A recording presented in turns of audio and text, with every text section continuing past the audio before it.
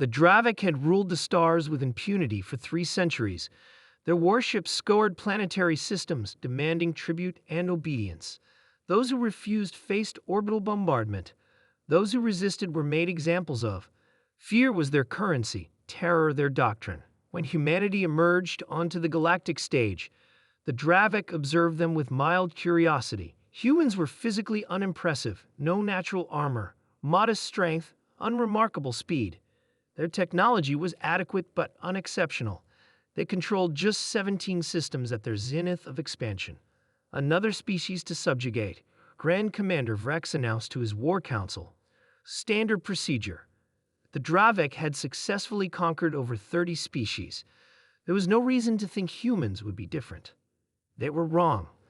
Jack Miller was just 7 years old when the Dravik battlecruiser appeared over New Montana colony. He had been playing in the wheat fields with his dog Max, watching the golden stalks sway in the afternoon breeze. The Dravik ultimatum came as it always did: submit, pay tribute, or face cleansing. The colony governor, having heard rumors of Dravik brutality, shows immediate submission. A delegation was formed to meet with the alien representatives and negotiate terms. But the Dravik had learned that fear worked best when occasionally reinforced. Make an example. Vrex commanded from orbit. His second-in-command, Threll, selected a target at random, a small human settlement on the outskirts of the main colony. A settlement where a boy named Jack was watching the sky turn dark with alien ships. The particle beam struck without warning. Jack Miller died instantly, along with 316 other colonists. Their deaths were meant to be a footnote in galactic history, a minor demonstration to ensure human compliance. News of the New Montana massacre reached Earth 3 days later. Admiral Thomas Reed watched the casualty list scroll on his terminal. His face revealed nothing as he read the names, until one particular name appeared. Jack Miller, he whispered, his grandson. The room fell silent as Reed closed his eyes. When he opened them again, something had changed. Something primal and terrible lurked behind his gaze.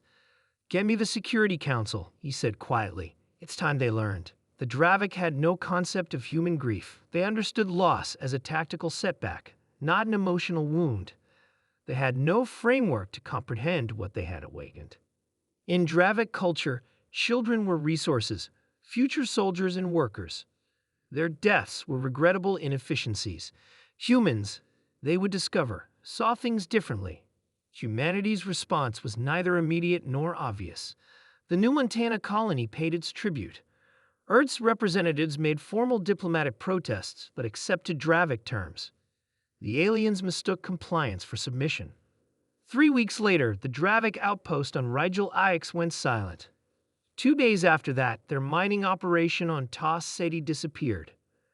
A Dravik warship investigating both incidents found nothing but empty facilities. No bodies, no signs of battle. Just thousands of Dravik gone. The humans lacked the military capacity for these attacks. Vrex insisted to his war council. Our intelligence confirms they have only 40 warships, none capable of matching even our scout vessels. That was true. What Dravik intelligence failed to grasp was that humanity wasn't fighting a conventional war.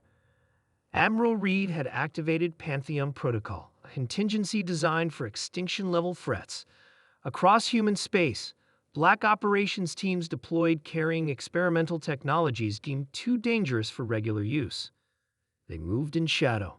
They struck without mercy. They left no evidence. On his flagship, Vrex received disturbing reports daily. Supply lines disrupted, communications jammed, outposts abandoned. "Find them," he commanded. His hunters found nothing but whispers among subjugated species, stories of human retribution, of shadow warriors who moved like ghosts through Dravik defenses. They are called Reapers. A captured informant told Vrex before dying. They come for those who harm human children. The galactic community watched in stunned silence as the mighty Dravik war machine began to unravel. Other subjugated species, sensing weakness, began resisting their oppressors. 6 months after New Montana, Vrex's personal guard found him staring at a small hologram in his quarters, the image of a human child playing in golden fields.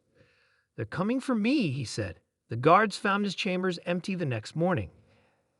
Admiral Reed stood on the observation deck of the UES Vindicta, watching the stars. He held a small photograph, his grandson Jack, smiling on his 6th birthday. "Sir," his aide reported, "Dravik command structure has collapsed. Their homeworld is suing for peace. Unconditional surrender." Reed nodded once. "Their terms?" he asked quietly. "They will abandon all conquered territories, submit to human oversight, provide reparations to all affected species." Reed placed the photograph back in his pocket, and the War Council members responsible for New Montana, all found in their chambers, each with a hologram of a human child beside them. Reed turned back to the stars. "Let the galaxy know," he said softly, "what happens when you harm our children." Years later, when the Galactic Council admitted humanity as full members, many species questioned whether these seemingly gentle beings deserved their fearsome reputation. An old Dravik ambassador, one of the few who had survived their empire's collapse, answered simply, "The others conquered because it was their nature. Humans conquered because we gave them no choice. We mistook their restraint for weakness.